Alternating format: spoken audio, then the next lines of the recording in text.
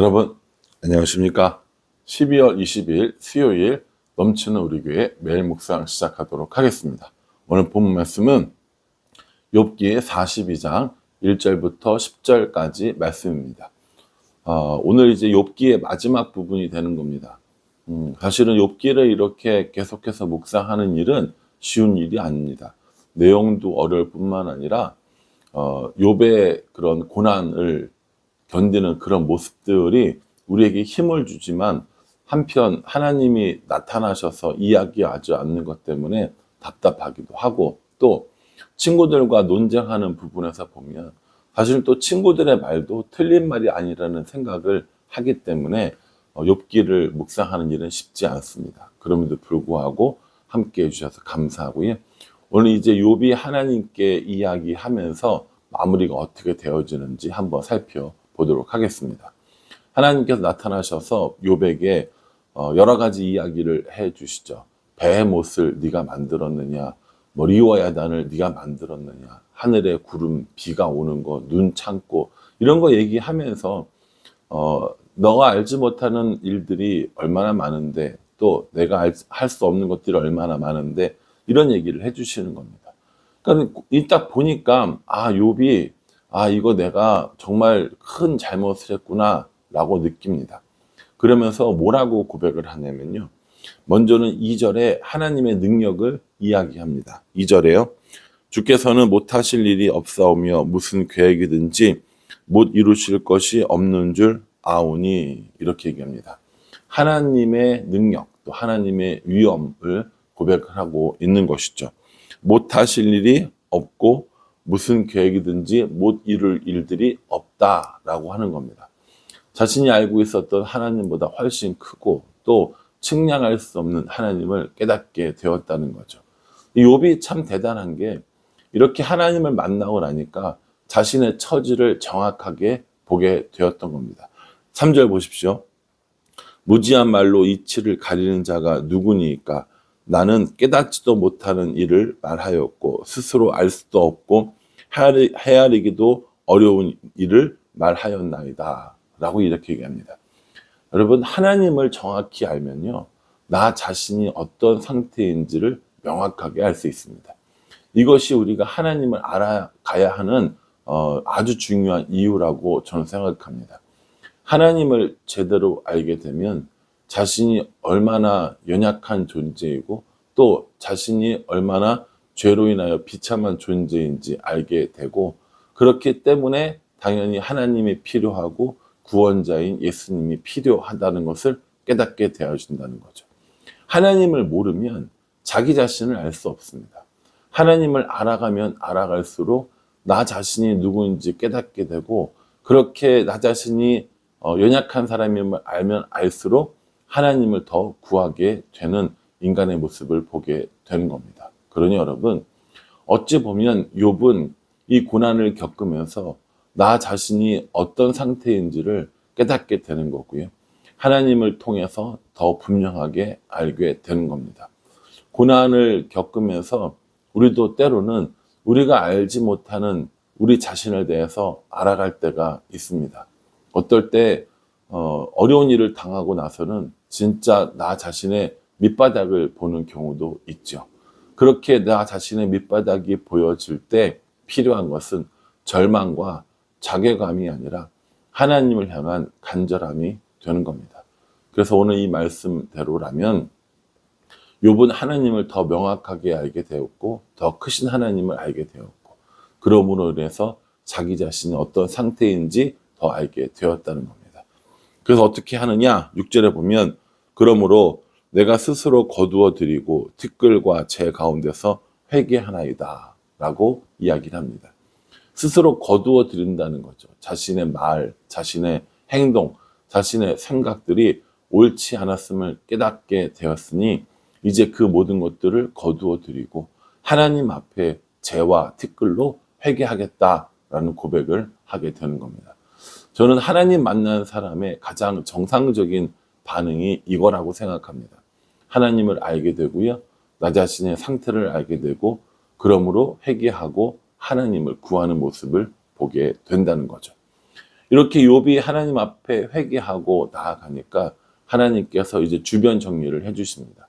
먼저는 욥에게 가장 큰 상처를 주었던 그 친구들에 대해서 이야기해 주십니다. 7절에요. 여호와께서 욥에게 이 말씀을 하신 후에 여호와께서 대만 사람 엘리바스에게 이르시되 내가 너와 내 두 친구에게 노하노니 이는 너희가 나를 가리켜 말한 것이 내 종 욥의 말과 욥의 말같이 옳지 못함이니라 라고 얘기합니다. 그러니까 뭐라고 말씀하시는 거예요? 엘리바스나 빌닷이나 소발의 이야기가 맞지 않았다. 욥의 말이 맞았다 라고 이야기를 해 주시는 거죠. 그러니까 엘리바스와 빌닷과 소발은 자신의 기준에서 또 자신의 신앙에서 여러 가지 이야기를 했지만 그 옳지 않은 이야기였다라는 겁니다. 그러니 하나님에 대해서 잘못 알고 있었고 또 욥에 대해서 이런 공격한 것에 대해서 회개할 것을 이야기해 주셨고요. 욥이 그들을 위하여 기도하고 욥이 그들 앞에 그들을 위해서 제사를 지낼 때 그 모든 관계가 회복되어지는 것을 보게 됩니다. 여러분, 만약에 우리가 욥이라고 생각했을 때 다시 이렇게 회복된 후에 엘리바스나 빌닷이나 소발이나 상대나 하려고 했겠습니까? 저는 아닙니다. 여러분들은 어떠세요?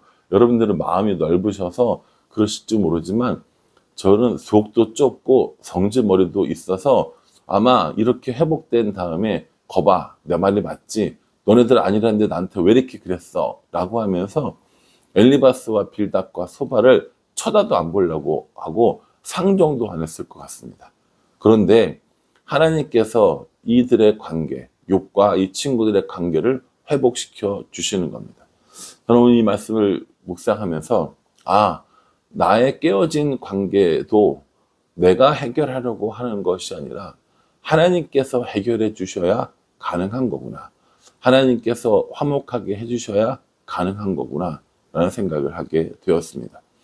예수님께서 이 땅에 오셔서 우리와 하나님과의 관계를 화목하게 하신 것처럼 사람과 사람들의 관계, 또 나와 이 원수들의 관계도 결국 내가 해결하는 것이 아니라 하나님이 해결해야 한다는 사실을 다시 한번 깨닫게 되었습니다. 여러분들은 어떠신가요?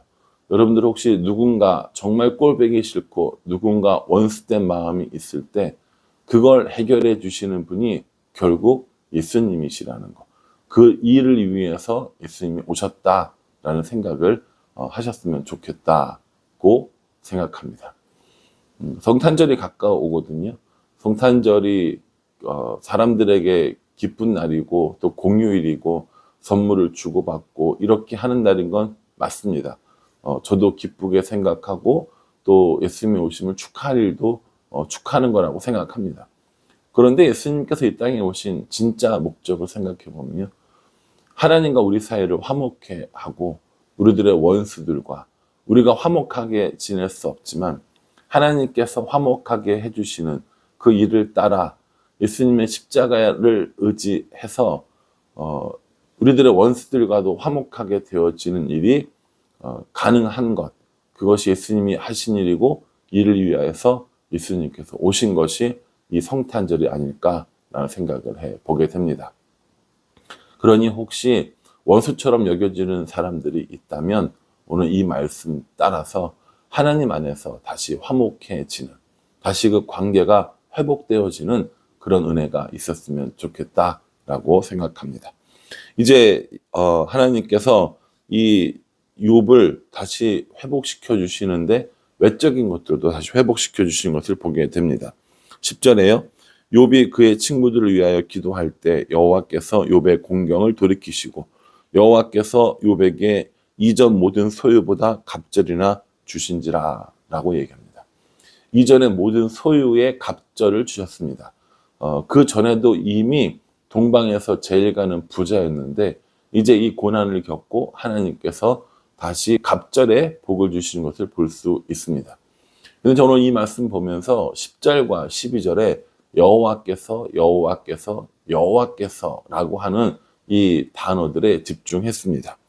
11절에 나오는 그 여호와께서는 사실은 이제 지난 재앙에 대한 것이기 때문에 그건 빼더라도 10절에 보면 여호와께서 욥의 공경을 돌이키셨고 여호와께서 욥에게 이전 모든 소유보다 갑절이나 주셨고 12절에 여호와께서 욥의 말년에 욥에게 처음보다 더 복을 주시니 라고 이렇게 말씀하시는 것을 볼 수 있습니다.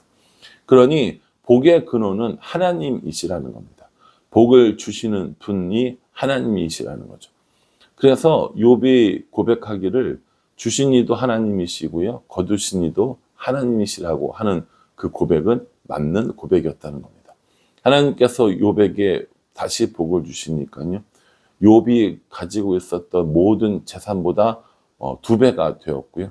여기 보면 13절에 보면 또 아들 7과 딸 3을 두었다라고 이야기하거든요. 아들 7과 딸 3은 원래 욥에게 있었던 자녀들이었습니다. 모든 것이 갑절이라고 하면 자녀들도 갑절이 돼야 되는데 왜 자녀들에게는 원래 그대로 주셨는가? 저 많이 고민했었는데 예전에 어떤 목사님께서 설교하실 때 그런 말씀을 하시더라고요. 욥의 자녀 먼저 있었던 아들 7과 딸 3은 천국에 있기 때문에 지금 여기 또 아들 7과 딸 3을 주면 그것이 갑절이다 라고 이야기를 하시더라고요. 저는 사실 그 이야기를 듣고 깜짝 놀랐습니다. 이 땅에서 누리는 것만 2배가 되는 것이 아니라 천국을 포함해서 하나님께서 갑절의 복을 주셨다라고 하는 것이죠. 그러니 혹여나 우리가 사랑하는 사람을 잃었을 때 우리가 그 사람들을 아예 잃은 것이 아니라 다시 천국에서 만날 수 있는 소망이 있다라는 걸 이미 이 욥의 시대 때 우리에게 알려주셨던 것 같습니다.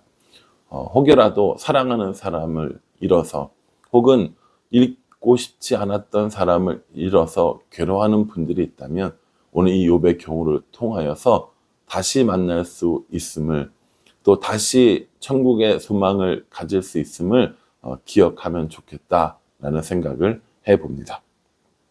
하나님께서 이렇게 복을 주시고 그 이후에 140년을 살게 되고 아들과 손자 4대를 함께 보았고 늙어서 나이가 차서 죽게 되었다라고 이렇게 마무리하게 되는 것을 보게 됩니다. 아마 우리도 누군가가 우리들의 전기를 쓴다면 뭐 위대해서가 아니라 한 사람의 일생을 쓰는 경우들이 있다면 저는 이렇게 마무리되었으면 좋겠다라는 생각을 합니다. 하나님께서 주시는 복을 누리고 하나님께서 주신 그 기한이 다 차서 평화롭게 하나님께로 돌아갔다. 이런 글이 쓰여진다면 얼마나 좋겠는가. 자녀들이 복을 받았고 또 자녀들이 번성하였다라는 이런 이야기를 듣는다면 참 좋겠다라는 생각을 합니다. 그러니 저도 그렇고요. 여러분들도 그렇고요.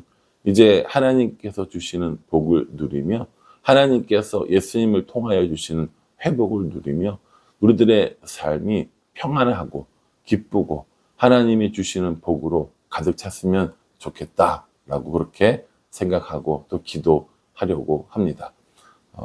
하나님과 함께 하는 이 욥의 삶을 통해서 때로 고난이 있을 때 우리가 어떻게 하는지 또 고난 당한 사람들에 대해서 어떻게 하는지 하나님이 얼마나 크고 능력 있고 못하실 것이 없고 무슨 계획이든지 못 이루실 것이 없는 분이라는 사실을 깨닫고 날마다 이 하나님과 동행하면서 살아갈 수 있기를 주님의 이름으로 축복합니다. 기도하겠습니다. 하나님의 능력을 고백하고 무지한 자신의 모습을 보며 그러므로 회개하는 욥의 모습을 봅니다. 우리도 이렇게 되었으면 좋겠습니다. 하나님의 능함을 보고 우리 자신의 연약함을 보고 그래서 하나님을 바라고 믿고 동행하는 삶을 살게 하여 주시옵소서. 하나님께서 회복시켜 주시는 이 관계의 회복을 누리며 하나님께서 주시는 복을 맛보며 이 세상을 평안한 가운데 살아갈 수 있도록 우리 모두를 인도하여 주시옵소서. 예수님의 이름으로 기도합니다. 아멘. 오늘 하루도 우리에게 복을 주시는 하나님과 동행하는 우리 모두가 되기를 간절한 마음으로 기도하겠습니다. 감사합니다.